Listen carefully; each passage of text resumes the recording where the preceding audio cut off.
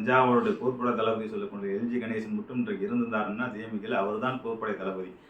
கோசிமணி டியூக்களாக வர வேண்டியவர் அவருடைய அரசியலை காலி செஞ்சார். செஞ்சி ராமச்சந்திரன் இன்னைக்கு பொன்முடிக்கலாம் சீனியர், அந்த காலத்திலே 1000 காரோட வளம் வந்தவர், அவருடைய அரசியலை காலி செய்தார். கண்ணப்பனை காலி செய்தார். இப்படி வரிசையா வைகோவை நம்பி சென்றவர்கள் யாருமே மிஞ்சவில்லை. அந்த வகையில் வைகோவின் உயிரை காப்பாற்றணும் என்று சொன்ன மல்லை சத்யா இன்று தன் மகனுக்காக அவரையும் மாதையனோட போட்டு துரோகி பட்டம் கொடுத்து ஒரு மனிதனுக்கு வாக்கு வச்சு வாய் வன்மையை வச்சு எவ்வளோ பெரிய கட்டமைப்பை கட்டிருக்கலாம். தமிழக அரசியலை திருப்பி போடக்கூடிய மிகப்பெரிய விஷயங்கள் இருந்துச்சு.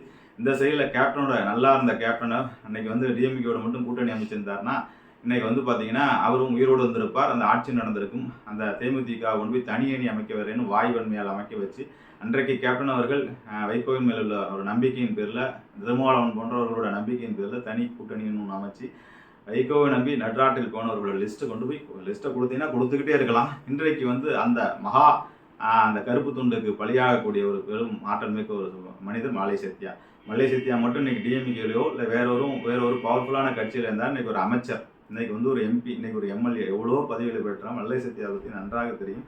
மக்களோடு மக்களாக மக்களுக்கு ஒரு பிரச்சனை என்றால் எல்லா இடத்துலையும் ஓடோடி சென்று உதவக்கூடிய ஒரு நல்ல மனிதர்.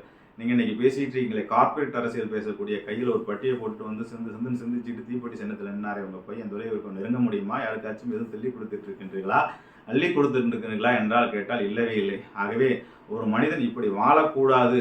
இவ்வளோ பெரிய பேச்சாற்றலும் இவ்வளோ பெரிய செயலாற்றலும் இவ்வளோ பெரிய உயர்ந்த ஒரு ஈழத்தமிழர்கள்ட்டெல்லாம் மறக்க முடியாத ஒரு பதவி வச்சிருக்க ஒரு மனிதர் வைகோ என்ற ஒரு கருப்பு துண்டு மனிதருக்கு பின்னாடி போய் நடு ரோட்டில் நின்றவர்கள் அந்த 30 பேர் குடும்பம் மட்டுமல்ல, தீக்குளிச்சு எடுத்த குடும்பம் அல்ல, எத்தனையோ ஆயிரம் குடல்கள், எத்தனையோ அரசியல்வாதிகளை காவாங்க. இந்த சுவர்னு எத்தனை பேரை காவு வாங்குதுன்னு ஒரு படத்தில் சொல்லுவாங்க. அது மாதிரி இந்த வைகோங்கிற சுவர் எத்தனை அரசியல்வாதிகளை தன்னுடைய அடியில் போட்டு பழி வாங்கி விட்டு இன்றைக்கு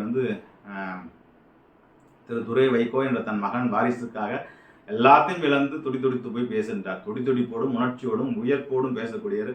உண்மையும் நேர்மையும் நீங்கள் பல்ட்டி அடிக்காத சிந்தனையும் இன்னைக்கு ஒன்று அன்னைக்கு ஒன்று அப்படிங்கிற பல்ட்டி அடிக்காத சிந்தனையும் என்றால் இன்னைக்கு அரசியலில் அசைக்க முடியாத சக்தி. இன்னைக்கு 5 சீட்டுக்கு 2 சீட்டுக்கு இன்னைக்கு உங்களுடைய அரசியல் கட்சிக்கு அங்கீகாரம் கொடுக்கணும். 8 சீட்டு 10 சீட்டில் நான் ஜெயிக்கணும். இன்னமும் திமுகவை நம்பி தான் நிற்க வேண்டிய ஒரு அவல நிலைக்கு நிற்கின்றீர்கள்.